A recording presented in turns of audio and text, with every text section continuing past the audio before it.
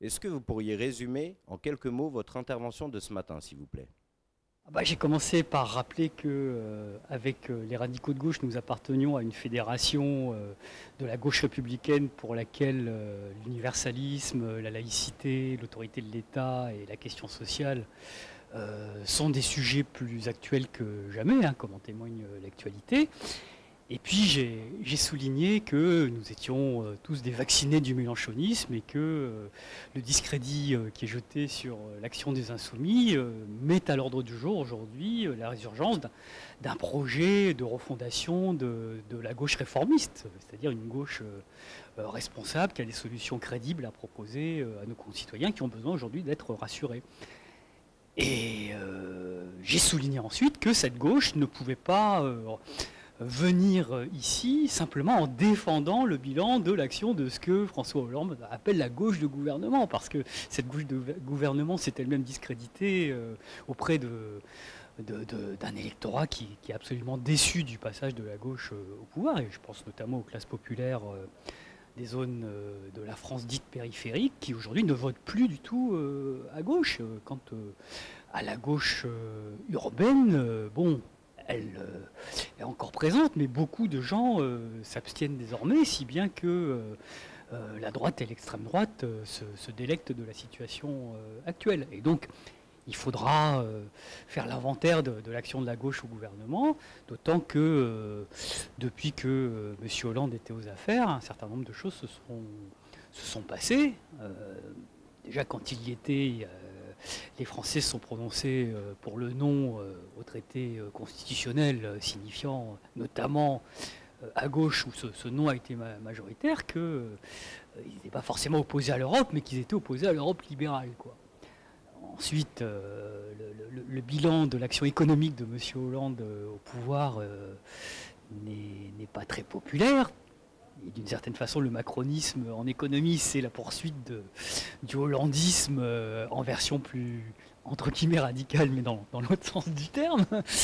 Et on a bien vu que les politiques dites de l'offre qui étaient menées ruissellent avant tout au profit des premiers de cordée et mépriser et paupériser les Sherpas. Donc là, il va falloir également que la gauche se réinvente sur le terrain économique pour réindustrialiser le pays dans le cadre de la transition écologique.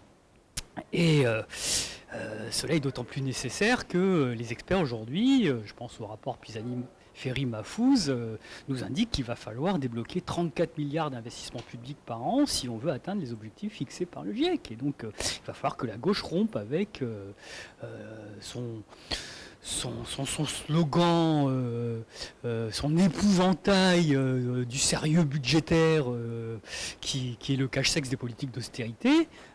Sachant qu'aujourd'hui, il y a un débat sur la réforme du pacte de stabilité en Europe pour permettre très précisément aux États de disposer des ressources nécessaires pour engager les investissements pour la transition écologique. Et là-dessus, on n'entend pas la France face à l'Allemagne qui prône le maintien de règles austéritaires, alors que la Commission européenne elle-même propose des solutions assez ambitieuses.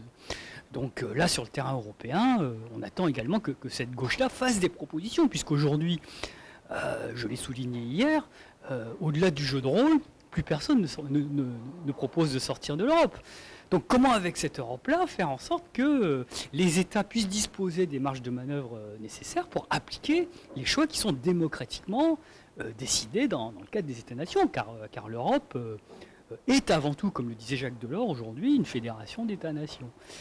Et donc à l'heure où ces questions-là sont prégnantes, à l'heure où les mouvements sur la réforme des retraites montrent que le centre de gravité de la gauche s'est déplacé beaucoup plus à gauche que ne le croient ceux qui défendent le bilan traditionnel de la gauche du gouvernement, il va falloir des gens dans le pôle réformiste qui est en train de se reconstituer en France pour rappeler que eh bien, si on veut gagner, puisque c'était le thème de la table ronde de ce matin, si on veut que la gauche gagne, il faudra que cette gauche réformiste aille dialoguer avec les syndicalistes, les militants écologistes, les déçus du mélenchonisme et surtout les classes populaires de la France rurale qui aujourd'hui ne votent plus à gauche alors que c'est notre électorat naturel. Et c'est notre fonction à nous, au sein de la Fédération de la gauche républicaine, avec les radicaux et avec d'autres, que de servir de boussole à ce pôle réformiste. Et c'est ce que j'ai essayé de rappeler ce matin. Merci. Une deuxième question. Quel conseil donneriez-vous aux jeunes générations? Je leur dirais que s'ils ne s'occupent pas de politique, la politique va s'occuper d'eux. Mais d'une certaine façon, ils sont engagés. Les militants écologistes sont très jeunes. Le mouvement sur les retraites lui-même a fait montre d'une forte participation de la jeunesse qui a compris que ce n'était pas uniquement une question de vieux, mais que c'était une question de partage des richesses qui était engagée par cette réforme. Donc les jeunes, contrairement à ce qu'on pense, ne sont pas démobilisés. Hein. Moi, je le vois à l'université avec les étudiants, ils se posent beaucoup de questions. Le véritable problème est, comme le disent les sondagiers, l'offre politique. Et la gauche ne peut se contenter de proposer aux jeunes des solutions sociales libérales, dirons-nous, d'un autre temps. Là, le vrai sujet, c'est comment on met le paquet sur la transition écologique et comment on règle le problème du partage des richesses à l'issue de 30 ans pendant lesquels tous les gouvernements ont cédé aux injonctions des classes dominantes de ce pays. Merci beaucoup, Lim.